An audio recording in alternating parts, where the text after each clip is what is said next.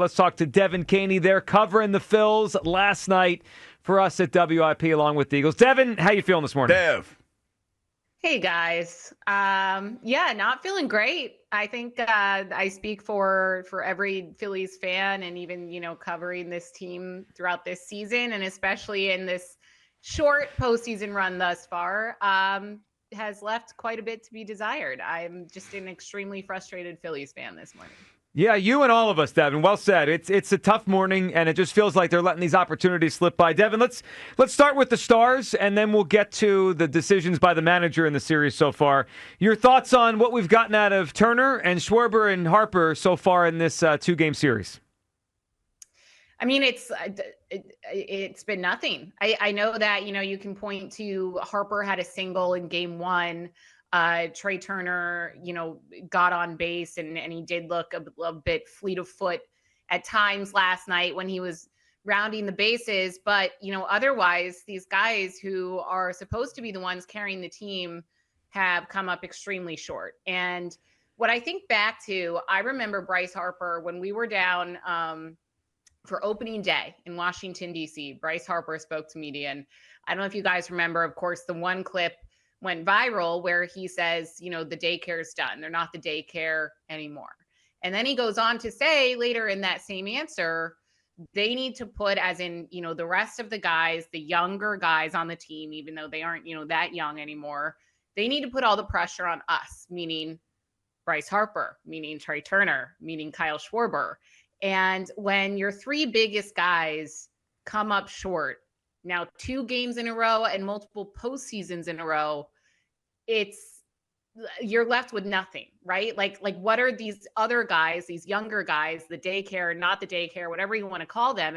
If you're saying on opening day, they need to just put all the pressure on us, and then you three clearly can't handle the pressure, I just think at that point you need to blow up the core because it's not working. Like how many times I said Sisyphus, when it came to the Eagles offense, I think we were talking about a couple weeks ago. I remember that. I'm going to bring up that reference again because we're getting to the point where we're just doing the same thing over and over again and hoping for a different result. And it's clearly not going to happen. Well, and it hasn't for years, and it feels like we're deteriorating, right? That magic that was there a few years ago, Devan, it's gone, and they continue to lose home playoff games. All right, Devan, your thoughts as it happened and as you've had time to think about it, the bunt decision by Topper and the way it was executed there in the 9th inning.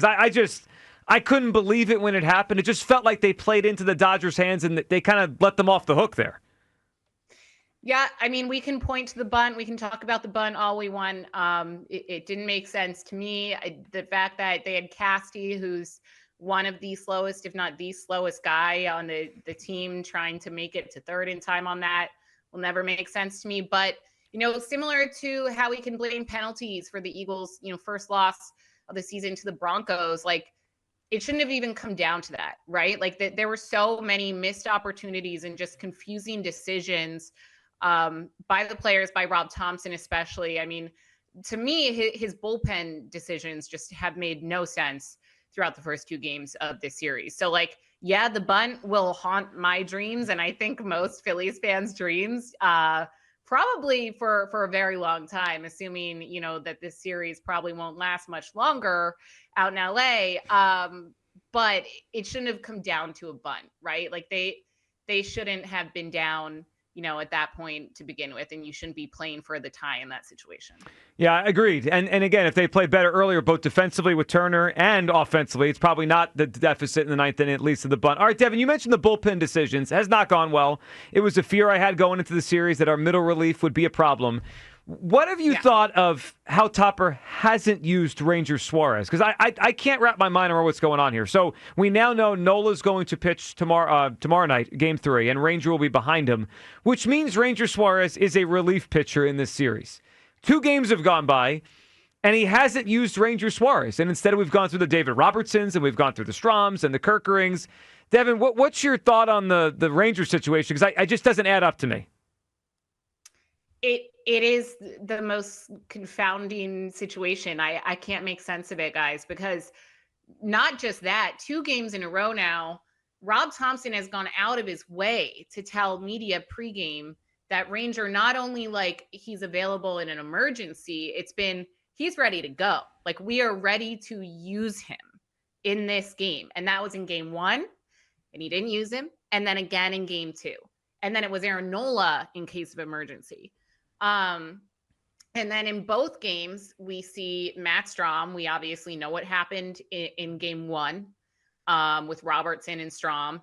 And then, last night we saw Kerkering and Strahm again. I don't understand it. I also, you have a guy like Walker Buehler. You have even Taijuan Walker. Like, you have other guys in the bullpen. And yeah, you can factor in, going righty, lefty. You need to alternate at times. I just don't understand the logic in saying that you have Ranger ready to go. When we saw it from the Dodgers in game 1, they used their starters out of the bullpen in game 1, and they won that game. And I think that the Phillies would have won that game when they had a 3-run lead in game 1 had they gone with Ranger Suarez or a stronger arm, like a starting pitcher out of the bullpen, instead of going to David Robertson and going to Matt Strahm. It's nonsensical to me, honestly. The most logical conclusion I can come up with, which isn't even logical, is that maybe Ranger is more injured than they originally let on. Remember, he got hit with that ball, towards the end of the regular season. He didn't pitch in the intra-squad scrimmage. He has been around the bullpen, but he wasn't even warming up at any point in games 1 or 2. And the fact that he's not even starting game 3 tells me that maybe there's something going on that they're not letting us know. And maybe they said they would use him out of the bullpen as almost like a competitive advantage. I don't know. It doesn't make any sense. I almost am waiting for when the series is over that we find out there was more to the injury, because there's no logic to what's gone on the first couple of games. And you're right. The Dodgers have had a sense of urgency using their other starters to get them through these games. The Phillies haven't. All right, game number 3 tomorrow night. Devin, the one thing I'll say about this Phillies team in a positive sense that I don't have much good to say is they have gotten up off the mat all year when things look their worst, right? Swept by the Mets in April, they got back up off the mat. Swept by the Pirates in June, got it right back up. Swept by the Mets in August, did it again. This is going to be the hardest one, though, obviously, Devin. They go out to Los Angeles. Do you think they're going to give us some fight tomorrow night, or is this thing going to be early and done pretty quickly? I mean, I hope that they give us some fight tomorrow night, guys. Like, I don't know. If this thing's done quickly, if they, go out there and kind of just lay down in game 3, I will be extremely disappointed, but I already am extremely disappointed and frustrated. So I'm not sure like where the line is drawn there, right? Like the bar is already completely on the floor.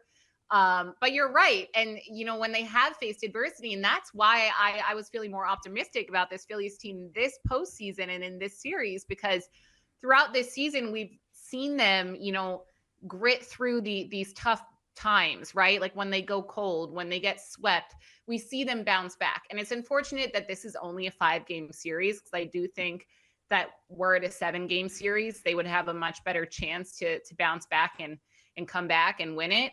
And look, that's still very much a possibility. We're only 2 games into this thing. Like, I'm not saying it's impossible, but you guys know the numbers. You know the likelihood that this can happen. Can they win tomorrow? I hope so. And look, we'll all still be watching. Hopefully have a good outing from Aaron Nola.